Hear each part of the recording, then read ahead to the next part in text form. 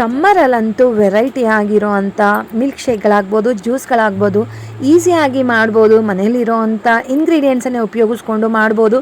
So ಈ ಥರ recipes ಏನಾದರೂ ಬೇಕು ಅಂತ ಹೇಳಿದ್ರೆ ನನ್ನ ಚಾನಲನ್ನು ವಿಸಿಟ್ ಮಾಡೋದನ್ನು ಮರಿಬೇಡಿ. ಅದೇ ರೀತಿಯಾಗಿ ಇವತ್ತಿನ ವಿಡಿಯೋ ಬಗ್ಗೆ ಮಾತಾಡೋಣ ಬನ್ನಿ. ಸಕ್ಕತ್ತಾಗಿರೋ ಅಂಥ ರೆಸಿಪಿ, ಎಕ್ಸ್ಪೆಷಲಿ ಹೇಳ್ಬೇಕಂದ್ರೆ ನಮ್ಮ ಹೆಣ್ಮಕ್ಳಿಗಂತೂ ಮಾಡಿಸಿರೋ ಅಂಥದ್ದು. ಆರೋಗ್ಯದ ಬಗ್ಗೆ ಯಾರಿಗೆಲ್ಲ ತುಂಬ ಹೆಲ್ತ್ ಬೆನಿಫಿಟ್ಸ್ ಬೇಕು ಅಥವಾ ಕಾಳಜಿ ಇದೆ ಅಂತ ಅನ್ನೋರು ಮಿಸ್ ಮಾಡದೆ ಈ ಒಂದು ವಿಡಿಯೋನ ಸ್ಕಿಪ್ ಮಾಡದೆ ನೋಡಿ.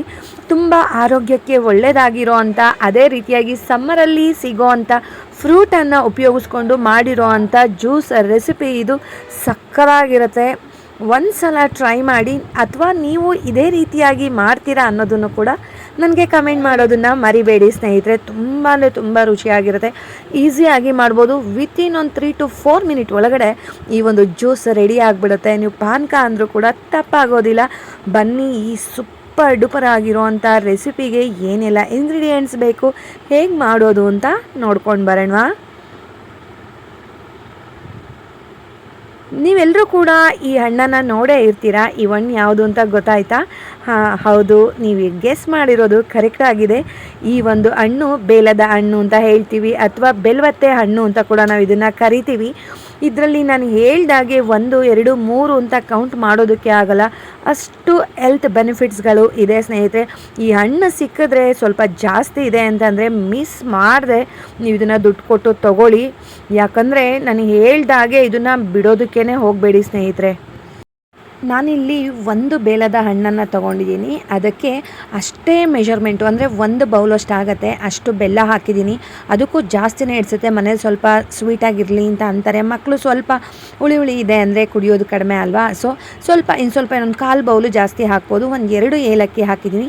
ಸ್ವಲ್ಪ ನೀರನ್ನು ಹಾಕ್ಕೊಂಡು ಫೈನ್ ಪೇಸ್ಟ್ ಥರ ನಾನು ಇದನ್ನು ರುಬ್ಕೋತಾ ಇದ್ದೀನಿ. ಕೆಲವೊಬ್ಬರು ಇದನ್ನು ಕೈನಲ್ಲೇ ಸ್ಮ್ಯಾಶ್ ಮಾಡ್ತಾರೆ, ಹಾಗೂ ಕೂಡ ಮಾಡ್ಬೋದು. ಬಟ್ ಅದು ಬೀಜ ಎಸೆಯೋದು ಬೇಡ, ಅದು ಕೂಡ ಆರೋಗ್ಯಕ್ಕೆ ಒಳ್ಳೆಯದು ಅಂತ ಹೇಳಿದ್ರೆ ಈ ರೀತಿಯಾಗಿ ಮಾಡಿ.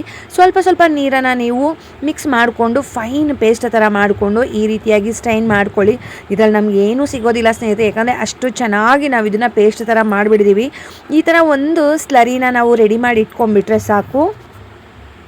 ಯಾವಾಗ ಬೇಕಾದರೂ ನಾವು ಜ್ಯೂಸನ್ನು ರೆಡಿ ಮಾಡ್ಕೊಂಡು ಬಿಡ್ಬೋದು. ಇದೊಂದು ಮೇನ್ ಪಾರ್ಟ್ ಅಂತ ಹೇಳ್ಬೋದು ಈ ಒಂದು ಜ್ಯೂಸ್ ರೆಸಿಪಿನಲ್ಲಿ. ಇವಾಗ ನಿಮ್ಗೆ ಎಷ್ಟು ಬೇಕಷ್ಟು ನೀರನ್ನು ಆ್ಯಡ್ ಮಾಡಿಕೊಂಡು ಇದನ್ನು ನೀಟಾಗಿ ಇದನ್ನು ಸ್ಟ್ರೈನ್ ಮಾಡ್ಕೊಳ್ಳೋಣ. ಟೈಮ್ ಕೂಡ ಜಾಸ್ತಿ ತೊಗೊಳ್ಳೋದೇ ಇಲ್ಲ ಸ್ನೇಹಿತರೆ. ನಾನು ಹೇಳ್ದಾಗೆ ಕಡಿಮೆ ಟೈಮ್ನಲ್ಲಿ ಇದನ್ನು ರೆಡಿ ಮಾಡ್ಕೊಂಡು ಬಿಡ್ಬೋದು. ನೋಡಿ, ಈಸಿಯಾಗಿ 2 ಇಂಗ್ರೀಡಿಯೆಂಟ್ಸು ಸಾಕು, ಸಕ್ಕತ್ತಾಗಿ ರೆಡಿ ಆಗೋ ಅಂಥ ಬೇಲದ ಹಣ್ಣಿನ ಪಾನಕ ಅಥವಾ ಬೇಲದ ಹಣ್ಣಿನ ಜ್ಯೂಸ್ ರೆಡಿ. ನೋಡಿ, ನಮಗೇನು ಕೂಡ ಸಿಗೋದಿಲ್ಲ, ಅಷ್ಟು ಚೆನ್ನಾಗಿ ಫೈನ್ ಪೇಸ್ಟ್ ಆಗಿದೆ. ಇವಾಗ ನಾವು ಇದಕ್ಕೆ ಎಷ್ಟು ನೀರು ಬೇಕೋ ಅಷ್ಟು ನೀರನ್ನು ಆ್ಯಡ್ ಮಾಡ್ಕೊಳ್ಬೋದು. ಆ್ಯಡ್ ಮಾಡಿಕೊಂಡು ಇದಕ್ಕೆ ಐಸ್ ಕ್ಯೂಬ್ ಹಾಕ್ಕೊಂಡ್ರೆ ತುಂಬ ಚೆನ್ನಾಗಿರುತ್ತೆ. ವಾಟರು ಅಷ್ಟೇ ನೀವು ಇದಕ್ಕೆ ಆ್ಯಡ್ ಮಾಡ್ತೀರಲ್ವ, ಸೊ ಅದನ್ನು ಕೂಡ ಕೋಲ್ಡ್ ವಾಟರ್ ಹಾಕಿ. ಈ ಸಮ್ಮರ್ ಇರೋದ್ರಿಂದ ಮಾಮೂಲು ಜ್ಯೂಸ್ ಕುಡಿಯೋದಕ್ಕೆ ಯಾರೂ ಇಷ್ಟಪಡೋದಿಲ್ಲ. ಅದೇ ರೀತಿಯಾಗಿ ಕೂಲಾಗಿದೆ ಅಂತ ಹೇಳಿದ್ರೆ ಇನ್ನೂ ಒಂದು ಗ್ಲಾಸ್ ಬೇಕು ಅಂತಾರೆ. ಸೊ ಅದೇ ರೀತಿಯಾಗಿ ಮಾಡುವಂಥ ಈ ಒಂದು ಸೂಪರ್ ಆಗಿರುವಂಥ ರೆಸಿಪಿ ಇವಾಗ ಸರ್ವ್ ಮಾಡೋಣ ಬನ್ನಿ. ನಾನು ಇಲ್ಲೊಂದು ಗ್ಲಾಸಿಗೆ ಫಸ್ಟು ಐಸ್ ಕ್ಯೂಬನ್ನು ಹಾಕ್ತಾ ಇದ್ದೀನಿ, ಸ್ವಲ್ಪ ಕೂಲಾಗಿರಲಿ ಅಂತ ಹೇಳಿ. ನೀವು ಇದಕ್ಕೆ ಸಬ್ಜಾ ಸೀಡ್ಸು ಕೂಡ ನೀವು ಆ್ಯಡ್ ಮಾಡ್ಬೋದು. ಬಟ್ ನಮ್ಮನೇಲಿ ಎಲ್ಲದಕ್ಕೂ ಹಾಕೋದು ಇಷ್ಟಪಡಲ್ಲ ಅಂದ್ಬಿಟ್ಟು ನಾನು ಈ ಒಂದು ಜ್ಯೂಸಿಗೆ ಹಾಕಿಲ್ಲ. ಅದು ಏನು ಇರುತ್ತೆ, ಆ ಟೇಸ್ಟ್ ಇರುತ್ತೆ, ಅದೇ ರೀತಿ ಇದ್ರೇ ಚೆಂದ ಅಂತ ಹೇಳಿ ನಾನು ಅದನ್ನು ಆ್ಯಡ್ ಮಾಡಲಿಲ್ಲ. ಇವಾಗ ನೋಡಿ, ಐಸ್ ಕ್ಯೂಬ್ ಆದಮೇಲೆ ನಾನು ಜ್ಯೂಸನ್ನು ಇದಕ್ಕೆ ಹಾಕಿದ್ದೀನಿ. ಸೊ ಕೂಲಾಗಿರೋ ಅಂಥ ಬೇಲದ ಹಣ್ಣಿನ ಜ್ಯೂಸ್ ಅಥವಾ ಪಾನಕ ರೆಡಿ ಆಯಿತು ಸ್ನೇಹಿತರೆ. ನಿಮ್ಮೆಲ್ಲರಿಗೂ ಕೂಡ ಈ ಒಂದು ಜ್ಯೂಸ್ ರೆಸಿಪಿ ಇಷ್ಟ ಆಗಿದೆ ಅಂತ ಅಂದ್ಕೊತಾ ಇದ್ದೀನಿ. ಮಿಸ್ ಮಾಡದೆ ಟ್ರೈ ಮಾಡಿ. ಯಾರೆಲ್ಲ ಟ್ರೈ ಮಾಡ್ತೀರಾ ಕಮೆಂಟ್ ಮಾಡೋದನ್ನು ಮರಿಬೇಡಿ ಸ್ನೇಹಿತರೆ, ಯಾಕಂದರೆ ಅಷ್ಟು ಅದ್ಭುತವಾಗಿರೋ ಅಂಥ ರೆಸಿಪಿ. ಹೋಗಿ ಬರಲಾ? ಬಾಯ್ ಸ್ನೇಹಿತರೆ, ನಮಸ್ತೆ.